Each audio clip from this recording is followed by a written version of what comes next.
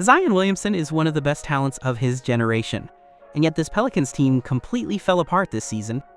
The biggest miscalculation was already locked in before the year even started. Dejounte Murray was going to miss extended time, and the stopgap they brought in to cover for him, a $31 million guard named Jordan Poole, never worked out. The front office had a plan heading into the offseason. It collapsed almost immediately, and the fallout landed on a group of rookies with 19-year-old Jeremiah Fears at the center of it. Kids who suddenly had the franchise's fate in their hands. Fears played all 82 games. He put up 14.3 points and 3.4 assists a night, holding down the backcourt almost by himself. Derik Queen, the 13th pick at center, played 81 games, 11.7 points, 7.1 rebounds, and 3.7 assists. That assist number for a rookie big man is just not normal. But here's the catch.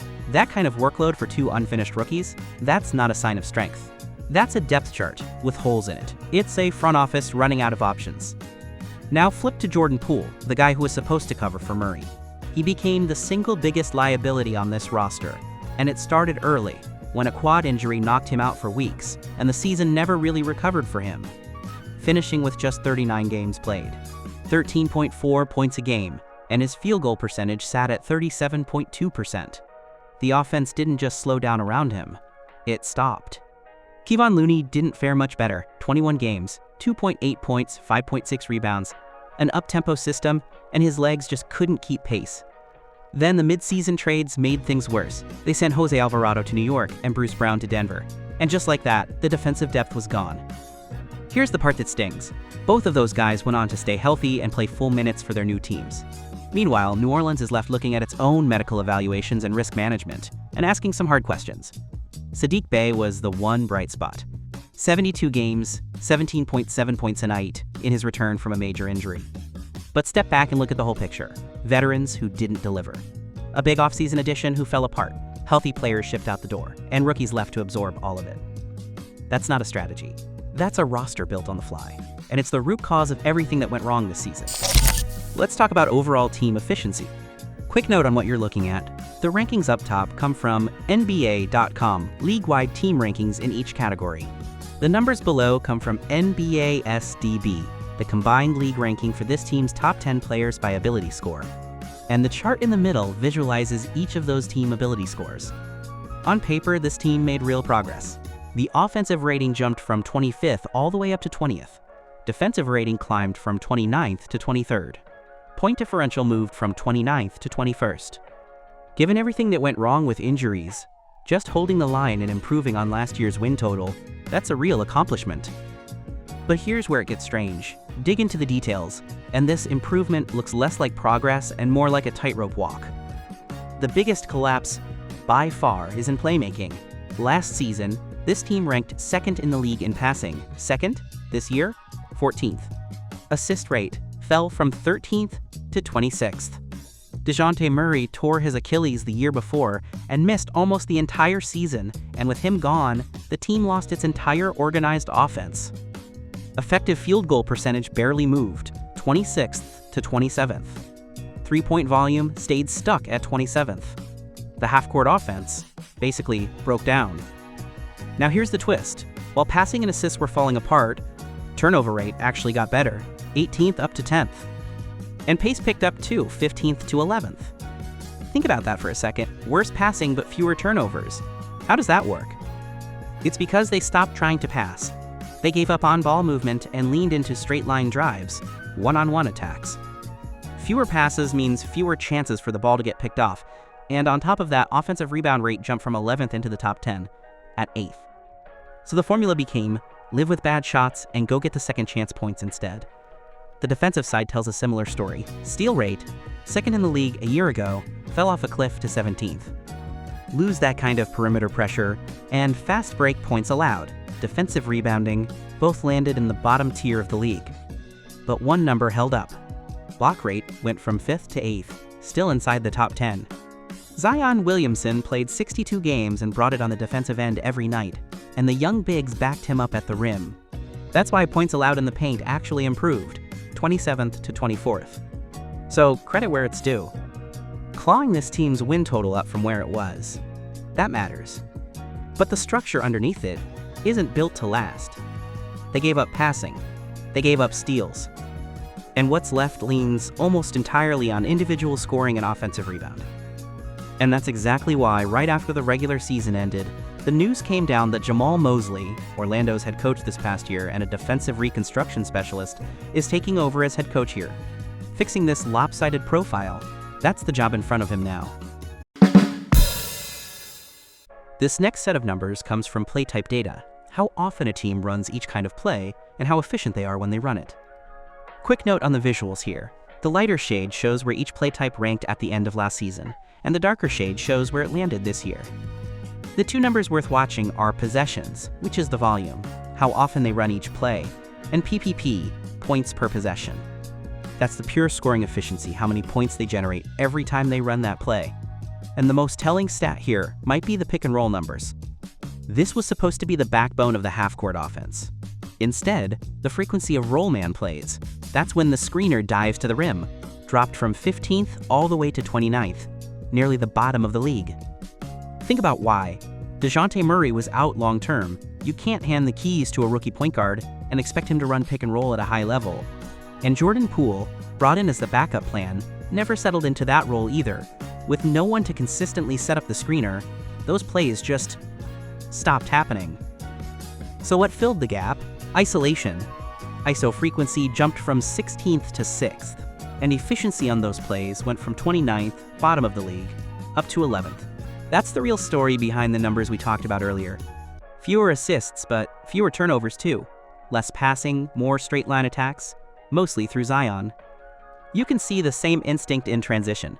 Frequency jumped from 18th to 9th. They wanted to play fast, push the pace early, but efficiency in transition sat at 21st. The speed was there, the execution wasn't yet. Now here's a strange one, Saddiq Bey. He led the team in frequency for two play types that basically never go together, post-ups and spot-up jumpers, background work down low and standing out on the perimeter waiting for a catch. He was covering for what Zion wasn't doing inside, and also covering for a roster with almost no perimeter shooting. One guy doing both jobs. And here's what's telling. For as much offense as he was running through, he barely shows up in cut frequency. Cuts are what happen when guys move without the ball, reading each other. If your best two-way threat isn't cutting, that tells you something about how stagnant this offense really was. But there's one place this offense actually thrived, cutting efficiency. From 28th all the way to 9th, elite tier. And put back frequency. Second chance points off rebounds, jumped to 3rd in the league. That's Derik Queen and Yves Missi. Two rookies, grinding for extra possessions in a system with almost no spacing. That hustle was the last thing holding the offense together. So here's the bottom line on this offense, individual scoring and rookies fighting for second chances. That's not a system. And fixing that, building an actual offense, is job one for the new staff. Now let's move position by position and start in the backcourt. This was supposed to be Dejounte Murray's second year running the show. Instead, he's still working back from an Achilles injury, and the point guard spot got thrown into chaos before the season even started. So who picked up the pieces?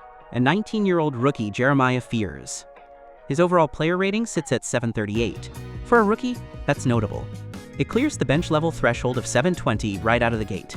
He's not quite at the starter level, which is 780, but he's above average in most categories, and his steal numbers stand out in particular. That's a young guy playing with real intensity. Now compare that to the man who was supposed to be the other half of this backcourt, Jordan Poole. His rating comes in at 679, that's below the bench threshold of 720. Injuries played a part, but his scoring and three-point shooting, both elite tools earlier in his career, fell off to roughly league average this season. So here's the backcourt reality. Your floor general is hurt, and your backup plan isn't producing. A 19-year-old battling on defense is impressive. But it's not enough to cover for a backcourt that's missing its actual engine. Moving to shooting guard now. And this is where the contrast gets stark. One guy fully arrived as a star, and right behind him, almost nothing. Trey Murphy III is putting up a player rating of 824. That clears the starter threshold of 780 with room to spare. He's now operating as a co-face of this franchise alongside Zion. Look at his scoring rating, 778, and his PIE, 800, both inside the top 50 in the league. Keep in mind, he's a natural forward. He's been pushed into a guard role because there was nobody else, and he's still producing at this level. That's the best development story on this roster this year. But here's the problem. Look at who's behind him. Bryce McGowan's the backup. His rating sits at 663. And he broke his right pinky toe late in the season, ended up missing significant time. Jordan Hawkins, a guy they were counting on for shooting, kept dealing with his own injuries too. Added up, and there's basically no depth left at this spot. So what you end up with is a forward Murphy covering the guard spot, carrying the entire perimeter on his back. His numbers look elite, sure. But flip that around, and it's really a warning sign. The moment he goes down, there's nothing behind him. That's how thin this roster really is. Small forward is where the offense-defense balance shifted the most this year. With Brandon Ingram gone, the biggest jolt of energy on the wing came from a new addition, Saddiq Bey. Coming back from a major injury, Bey looked like the toughest guy on this roster. He played 72 games, and his player rating landed at 776. His three-point shooting and scoring both sat well above average, and he pushed the offense from both inside and outside. He filled the Ingram void better than anyone expected. Now, while Bey carried the offense, the defensive identity on this wing fell on a homegrown piece, Herb Jones. His rating this season comes in at 734.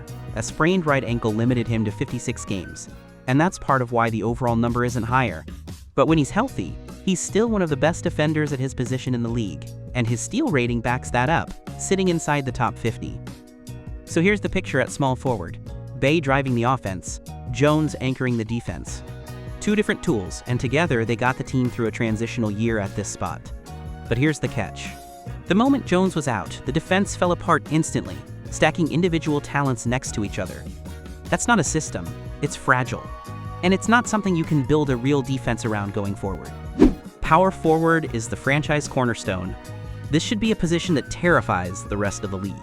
And the headline number says it all. Zion Williamson's player rating sits at 832. While other key guys kept going down, he played 62 games, among the most on the roster, and carried the offensive load almost by himself.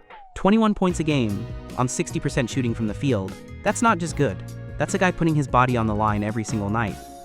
Now dig into the advanced numbers, and it gets even more impressive. True shooting percentage, usage rate, and scoring production index, SPI, all three land inside the league's top 50. Maintaining that usage against constant double teams while still staying efficient at that level. That's special. And his PIE overall impact also holds inside the top 50. Here's the thing though, this isn't him declining. It's a ceiling created by everyone else's absence. Without a real playmaker around him, his true ceiling, which should be elite tier, top of the league, gets capped by circumstance, not ability. Behind him, the backup minutes told a different story. Carlo Matkovic, in under 15 minutes a night, posted a block rating of 694. That's top 50 territory on the defensive end alone. So there's a real bright spot defensively off the bench, but the structural problem at this position runs deep. You've got a four-man with elite offensive skill and literally no perimeter shooting threat behind him. That kills spacing in the paint, and it caps the entire offensive ceiling. Last position, center. The last line of defense, and the spot that saw the biggest breakout this season. Yves Missi already showed flashes last year. Now add a major rookie into the mix, and this position has completely turned over to a young duo. The front office drafted Derik Queen, and he walked straight into the starting job. His player rating sits at 765. His standout tool, rebounding, inside the league's top 50. That kind of interior strength has been the backbone of this team's second chance game. Pairing with him is Yves Missi, now in year 2 and emerging as the defensive anchor. His block rating lands in the top 10 in the league, elite tier. His rim protection took a massive leap from last season, and he's been the wall behind a perimeter defense that, frankly, breaks down a lot. Two young bigs, both producing elite numbers in rebounding and rim protection. That's the biggest positive of the entire season. The paint went from a weakness to a strength almost overnight. But here's the cold reality underneath it. Offensively, both of these guys grade out as roughly league average. Neither one is a half-court scoring threat. So think about what that means for Zion. He's getting doubled and tripled constantly, and his bigs can't punish that with their own scoring. All that hustle for second chance points is real, but with no scoring threat at the 5, the entire offense's ceiling stays low. So putting it all together, this season was about surviving on the backs of young guys forced to grow up fast, covering for holes that were never going to get filled any other way. Murray's long absence, Poole's struggles, Fears, Queen, and Missi covered for that with pure hustle and dragged this team's win total up from rock bottom. That's the foundation for next year. So what needs to happen this offseason to turn that young energy into something more than that? The biggest issue is the salary cap and how little room there is to maneuver. Next year, 4 contracts alone, Zion, Murray, Poole, and Murphy's new deal, already push them over the cap. Given that, the front office's biggest decision centers on Poole. He's in the final year of a $34 million deal. Given how badly things went when he was forced into a primary handler role, there's a real case for moving him into a pure bench scorer role once Murray is back healthy. That's probably his best fit anyway. Or they use the value of that expiring contract and make a trade. Either way, that's the call the front office has to make. The biggest factor going into next year is the new head coach, Jamahl Mosley, known for defensive systems and developing young talent. Can he take Missi's shot blocking and Queen's rebounding individual tools and turn them into an actual team defense? And can he take what Fears showed defensively this year and start developing the passing and decision-making that made him so good in college? Think back to the McCollum and Ingram era. Too many guys doing the same thing, stepping on each other. This roster doesn't have that problem. Murray running point, Murphy shooting, Zion is the franchise centerpiece, Queen is a hub. The roles here actually fit together. But all of it comes down to one thing. Can Murray and Zion actually stay on the court? Murray played just 14 games this year. Zion played 62. Managing health for these two injury-prone cornerstones. That's the real job for this new coaching staff. Here's a question for you all. How should the front office handle Poole's expiring contract? And is re-signing Saddiq Bey a priority? Let me know your solutions for this new regime down in the comments. That's all for today's episode. If you enjoyed this deep dive, please hit the like button and subscribe to the channel. See you in the next one.